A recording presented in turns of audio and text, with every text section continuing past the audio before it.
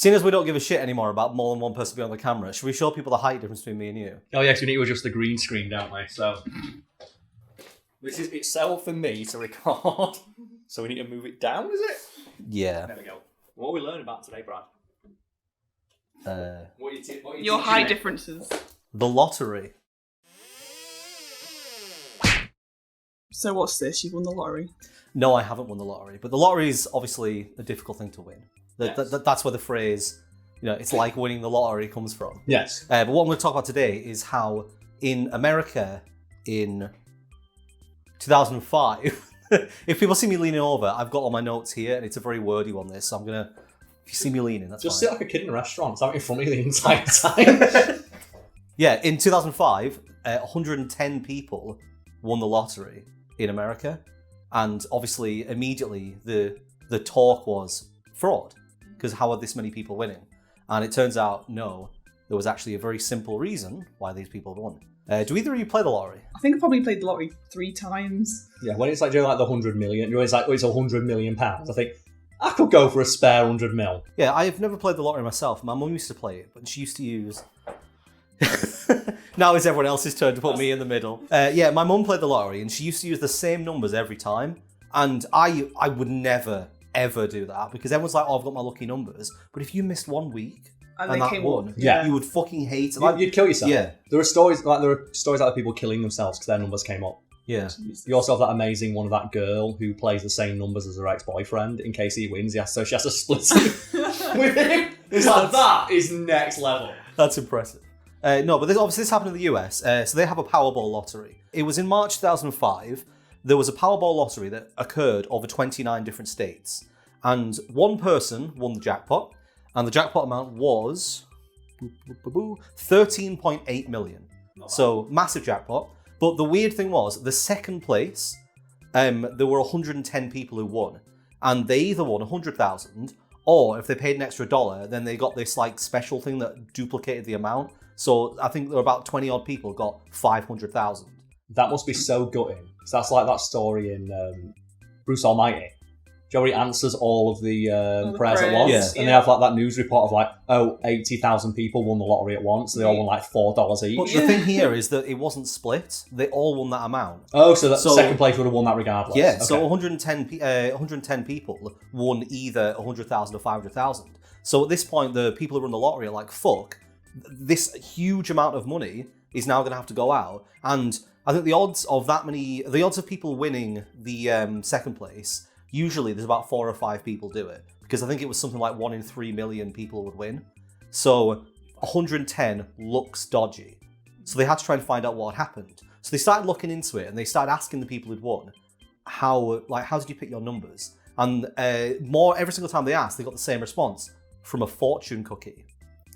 Oh, because sometimes fortune cookies play numbers. Then. Yeah, so what had happened was there was a company, I think called Wonton Foods, if I remember. So I'm starting to remember stuff. Wonton Food Inc. in Queens. They had manufactured these fortune cookies, and because they distributed across the entire country, these same numbers had ended up in loads of people's households. And the reason they knew that it was definitely this is because of the fact, I think everybody had all of the numbers apart from one. And the number, to win the jackpot, they needed the number 42, but the fortune cookie had 40, and all these people had all put 40.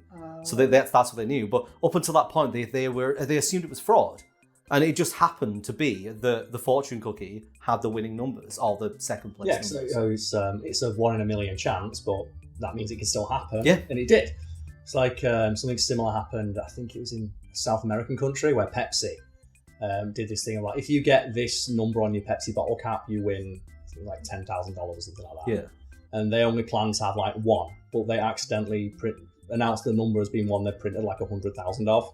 Oh shit! And it caused riots at. It's either Pepsi or Coke did this, and it caused like riots at their bottling plants. And they eventually decided like, we're going to give you a free bottle of Pepsi. And it's like, now imagine. Goody. Yeah, now I think, now we know why there were riots at bottling plants. Of people going, you owe me 10 grand.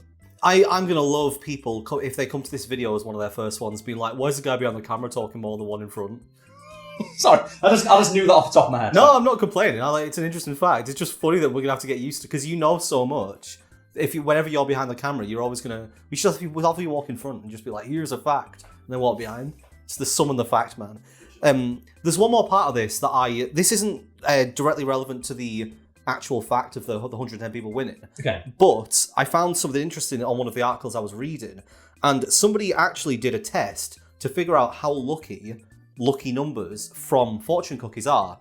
So it was someone called Walt Hickey of 538.com. I'll give credit because they did the study. Yeah. And this guy bought over 1,000 fortune cookies. I think he said he bought 1,035. What he did was he compared the numbers in those to every Powerball result from 1997 to 2017 and did the same thing with the same number of purchases but with random numbers. And he figured out if you'd bought a ticket for every fortune cookie number for every year between that span, then you would have made £172,000 profit, but you would have spent $4 million. It's not really a good return on investment there. No, but the difference is that if you'd done that with random numbers, you would have lost $2.5 million, which means that from just this little study alone, fortune cookies are luckier than random numbers. There were a few other examples in the articles I was reading of people using specific numbers.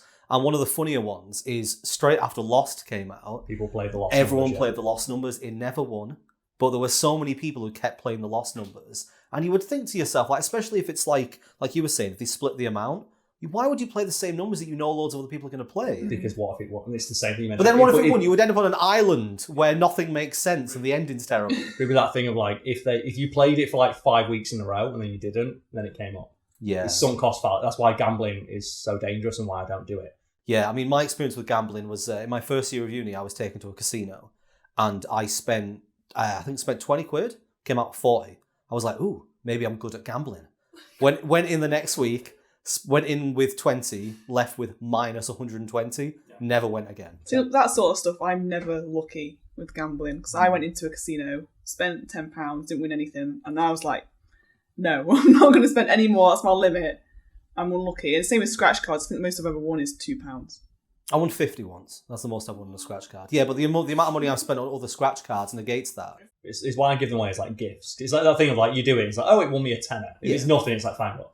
What would you do if it was like a big payout though? You'd be like, shit, Well, I bought it. Demand half. I bought it with my money. There are so many stories out of people doing that. I couldn't be that guy who's like, well, it's mine, isn't it? It's like, it's a gift. I think if someone gave me that gift, I would say if it wins big, I'll give you this amount before I scratch it. Because then at least I can like get that idea out there for them. Like if I scratched it off and it was suddenly like, oh, you've won $250,000, and they're like, I want some.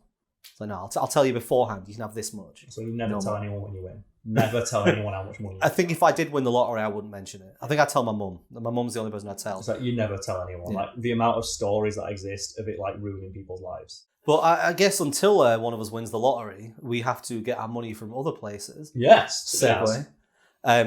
So at the moment we're being supported by Patreon.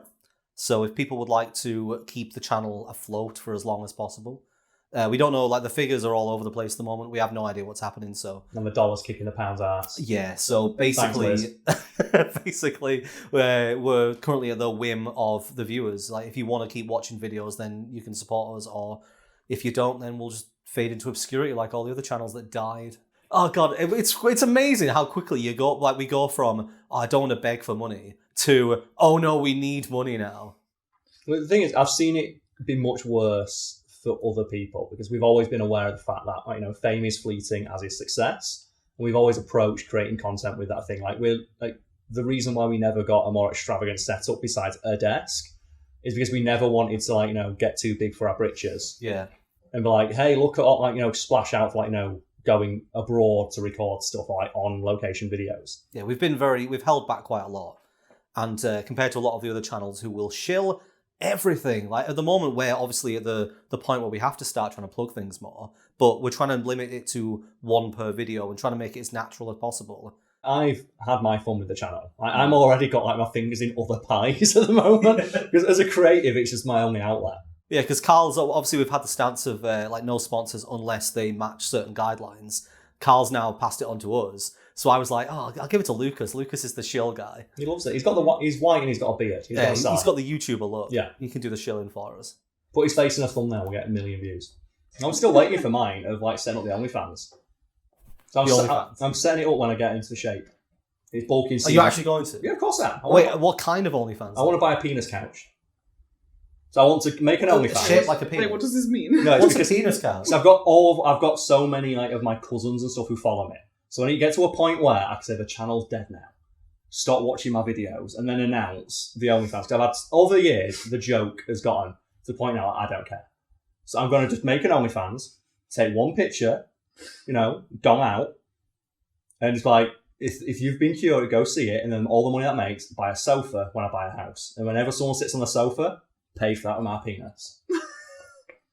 That's not what I was expecting. I'm gonna sign up to that OnlyFans to get that picture, and I'm gonna Photoshop it to be really, really small. And I'm gonna have the penis couch. And the thing is, though, if it makes more money, I'll buy more furniture, and I'll make visiting my house that I bought with my YouTube money super fucking awkward.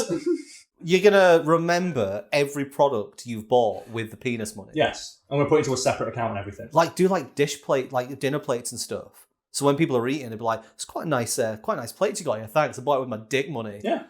Well, look forward to that, everyone. Well, that's the thing. I can only do that when the channel is officially shuttered and I'm not doing anything. Well, what you're doing now is persuading people not to sign up to the Patreon, because if they don't give us money, then they get to see you naked. Well, the Patreon doesn't fund the channel; it funds you guys. That's money for you guys to continue your endeavours, not mine. But you said that when the channel dies is when you're going to get knob out, which means that we have to if people don't give us the money, the channel dies, then you'll get your dick out. So they get profit, they get something when the channel. You're not helping our cause here. I'm not, am I? What we should do is add a £500,000 a month Patreon goal. Carl gets his knob out. It's not worth that.